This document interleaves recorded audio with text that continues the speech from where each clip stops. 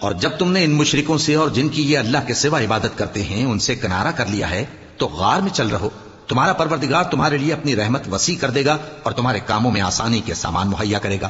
اور جب سورج نکلے تو تم دیکھو کہ دھوپ ان کے غار سے داہنی طرف سمٹ جائے، اور جب غروب ہو تو ان سے بائیں طرف کترا جائے، اور وہ اس غار کے کشادہ حصے میں تھے۔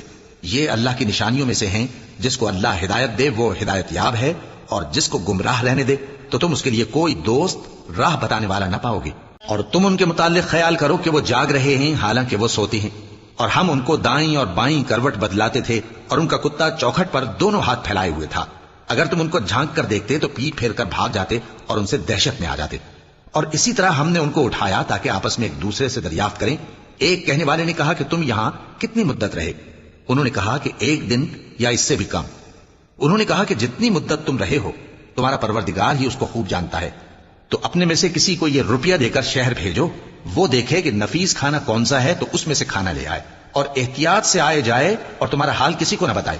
اگر وہ تم پر دسترس پا لیں گے تو تمہیں سنسار کر دیں گے یا پھر اپنے مذہب میں داخل کر لیں گے، اور اس وقت تم کبھی فلاح نہیں پاؤ گے۔ اور اسی طرح ہم نے لوگوں کو ان کے حال سے خبردار کر دیا تاکہ وہ جانیں کہ اللہ کا وعدہ سچا ہے، اور یہ کہ قیامت جس کا وعدہ کیا جاتا ہے اس میں کچھ شک نہیں۔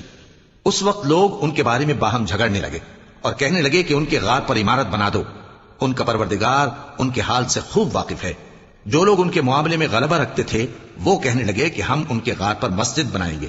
بعض لوگ اٹکل پچو کہیں گے کہ وہ 3 تھے اور چوتھا ان کا کتا تھا، اور بعض کہیں گے کہ وہ 5 تھے اور چھٹا ان کا کتا تھا، اور بعض کہیں گے کہ وہ 7 تھے اور 8واں ان کا کتا تھا۔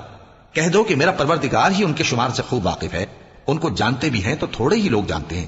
تو تم ان کے معاملے میں بحث نہ کرنا مگر سرسری سی بحث، اور نہ ان کے بارے میں ان میں سے کسی سے کچھ دریافت ہی کرنا۔